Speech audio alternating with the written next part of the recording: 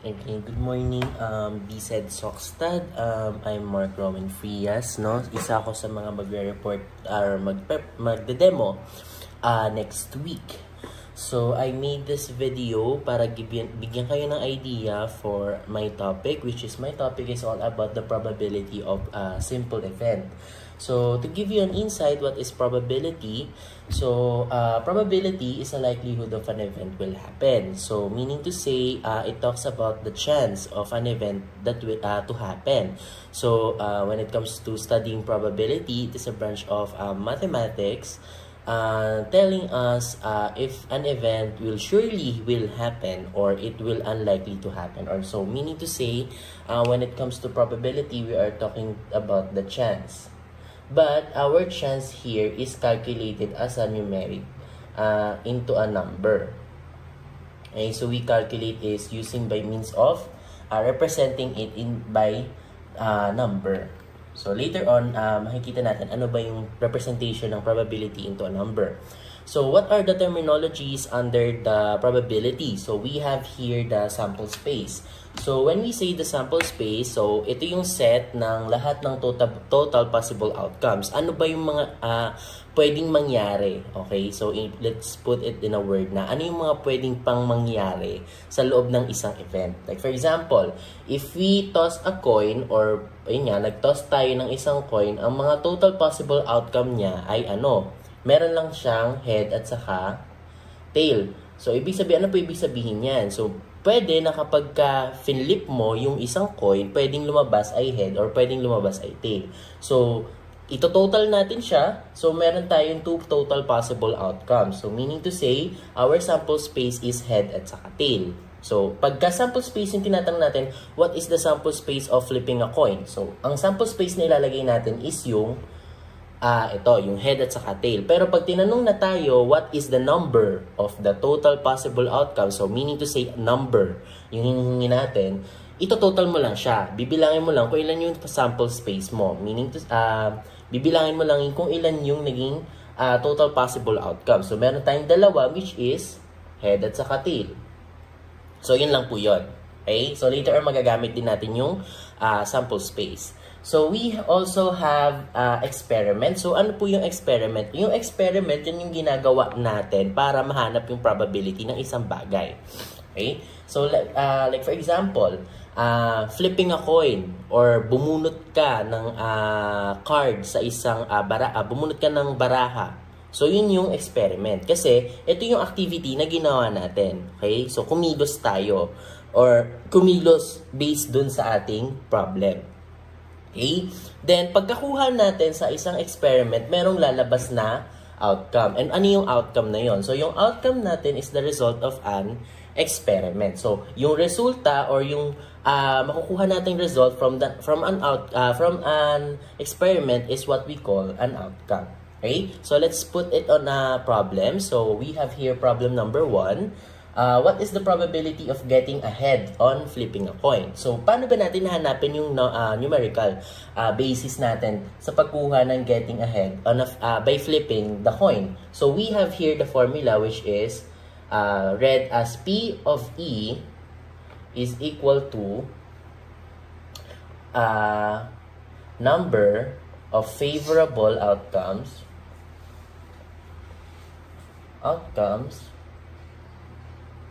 and the number or the number of total possible outcomes. Okay. So, ano po yung ibig sabihin yan? So, sa numerator, itong nasa itaas ng fraction natin. So, kung makikita nyo or mapapansin nyo, naka-fraction form siya. Okay, pagpasensya na hindi pantay yung aking fraction bar. Okay, so yung nasa taas, yun po yung tinatawag nating numerator at yung nasa baba naman po ay tinatawag nating denominator. So sa numerator, paano po natin siya hinahanap? So ang tanong lang dito, what is the number of favorable outcomes? So ano yung favorable outcomes na yon? Yung favorable outcomes na yon, yun yung gusto nating kuhanin. Okay? Yun yung gusto nating hanapin. So ang hinahanap natin dito is yung pagkuha ng head. Okay? So, ilan ba yung head ng coin? O, isa lang. So, ang magiging favorable outcome mo ay yung magiging numerator mo ay 1. Kasi isa lang naman ang head na lalabas kapag ka nag-flip ka ng coin. Okay? Then, number of total possible outcomes. So, kagaya nga na sinabi ko kanina dun sa sample space. Ilan ba yung sample space natin pagka kinuha natin yung, pag nag-flip tayo ng coin? Okay, so meron lang tayong dalawa which is head at saka tail. So dalawa lang yung possible outcomes or dalawa lang yung pwedeng lumitaw kapag ka nag-flip ka ng coin or pag tinos mo yung isang coin. So, ang magiging denominator natin ngayon ay 2. So, ang magiging sagot na natin ay kung naka-lowest term na or naka-simplest form na yung ating fraction. Okay? So, kung mapapansin nyo, naka-simplest form na yan kasi wala nang ibang bukod na makakapag-divide kay 1 at kay 2 kundi 1 lang. Okay? Ganun lang yun hanapin para ganun natin malalaman kapag ang nakuha na natin yung simplest form or yung lowest term kung tawagin sa mathematics sa isang fraction. Okay? Pero, meron pa tayong isang pwedeng gawin para makita natin kung ano yung isang probability. So, kapag naka-lowest term na yung fraction natin, yan yung sagot. Pero, aside from that, we can also convert it into percentage. Okay? So, alam niyo naman na kapag ang 1/2 ay ginawa nating percentage, okay? So, pero pakita ko pa rin sa inyo yung process kung paano ginagawa yung percentage. Okay? So, ang gagawin lang natin, yung multiply lang natin yung numerator, okay? Yung numerator, tandaan, yung nasa taas at nasa ibabaw ng fraction. So, sa numerator, nasa taas, i-multiply natin by 100, magiging sagot ay 100 rather. Sorry. 100. So, 100 divided by, yung kopyahin lang natin kasi hindi pa natin ginagalaw yung denominator. So, kopyahin lang natin. Ngayon, pag nakakita kayo ng ganyan na 100 over 2, ang ibig sabihin lang yan ay i-divide natin siya. Okay? So, 100 divided by 2. So, ilang 2 ang meron kay 100? So, meron tayong 50. Okay. So, 50. Ngayon, naka-percentage na yan. Once na-multiply na natin siya kay 100, lagyan natin 100%. Okay? Minultiply na natin siya by 100%, then nakalagay dito 100%. Dinivide natin sa 2, dapat itong 50 ay meron din kasamang percentage. Okay? So, therefore, meron tayong 50% chance na makakuha ng head pag nag-flip tayo ng coin. Okay? So, yun na po yung sagot. Pwedeng fraction form, pwedeng percentage form. Ayan. So, for our example number 2 naman, so, we have here, there are 8 marbles in a bag. So, meron daw tayong 8 holen or jolen sa loob ng isang bag. Okay, assuming na meron tayo nun. Okay, meron daw 4 red at saka 4 na blue. Okay, tandaan niyo yung mga ganong information. Okay, so what is the probability of getting red marbles? So, ano daw yung probability? Ilan yung chance natin na makakuha tayo ng red marble sa loob ng bag. Okay? So again, same formula pa rin tayo. Binabasa yan as P of E. So meaning to say, the probability of an event is equal to the number of favorable outcomes. Okay? Kung ano yung gusto nating hanapin, ilan yon. And divided by the total or over the total possible outcomes. Ilan yung total possible outcomes natin or ilan yung makukuha nating outcomes sa loob ng bag. Okay? So, let us analyze first how to find the favorable outcomes. Okay? So, let us focus on the favorable outcomes. Okay, letter A, lagyan natin.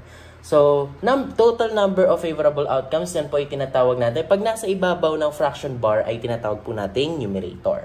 Okay? So, numerator muna yung pag-focusan natin.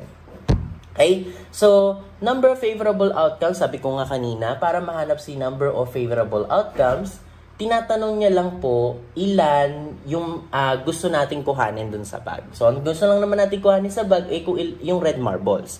So, ngayon, tinatanong niya yung number ng favorable outcomes. So, ngayon, rephrase natin yung question, ilan or ano yung number ng red marbles or red marbles dun sa ating bag. Okay, so meron tayong meron tayong 4 red marbles. Okay? Then so nakuha na natin yung number of total possible outcomes. Number of favorable outcomes. So ang kuhanin naman natin itong tinatawag nating denominator o yung number of total possible outcomes. Now, dun sa total possible outcomes, meron tayong ilang possible outcomes. So, meron tayong dalawang possible outcomes. Pwede tayong makakuha ng 4 na red or 4 na blue sa bag. So, meron tayong dalawang possible outcomes. Pero, ang tinatanong natin, ilan daw yung lahat? So, meron tayong 4 na red at saka 4 na blue. Ngayon, ang gagawin lang natin, ito-total lang natin siya. So, kung may 4 na red ka, may 4 na blue ka, ilang marbles ang meron ka? So, yun nga, sinabi sa problem kanina, meron daw tayong 8 marbles. So, yun na po yung ating number of total possible outcomes. 8 marbles. Okay? So, yan. So, meron ka ng numerator, meron ka pang denominator, pwede na tayo mag-proceed sa paggamit ng ating formula. So, ating formula nga, ang numerator natin, number of favorable outcomes, which is 4 red marbles.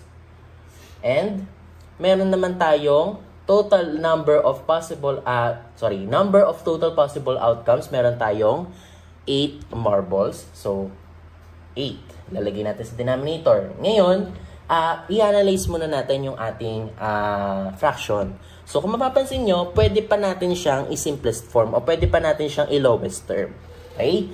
So, ano yung number na pwede nating ipang-divide kay 4 at saka kay 8 para makuha natin yung lowest term? Okay, very good. Pwede natin siya i-divide by 2. Okay, parehas. Pwede natin siya i-divide by 2 para makuha natin yung simplest form o yung lowest term kung tawagin sa mathematics. Okay? So, 4 divided by 2, ilang 4 meron sa 2? Ilang 2 meron sa 4 rather? So, meron tayong 2. Dito, meron tayong 8 divided by 2, meron tayong okay, very good. Meron tayong 4. Pero, still, hindi pa rin natin pwedeng isabihin na ito yung sagot kasi pwede pa naman natin siyang i-lowest term. Pwede natin siya ipang-divide din kay 2. Okay? Both numerator and denominator is na-divide naman kay 2, di ba? So, equals. So, 2 divided by 2, ilang 2 meron kay 2? Siyempre, isa lang. Diba? So, 4 divided by 2. Okay, so ilang 2 meron kay 4? Same answer, 2. So, 1/2 ulit yung nakuha natin. And kanina, nung kinonvert natin siya, okay, pero as is, pwede na ito gamitin as answer. Okay, pero in my report or in my teaching demo, kailangan nyo siyang i-convert into percentage. So, ganun ulit gagawin natin. Multiply by 100%. So, same answer. Makakuha tayo ng 100% divided by 2. Therefore, the answer is 50%. Okay? So, yun lang din yun.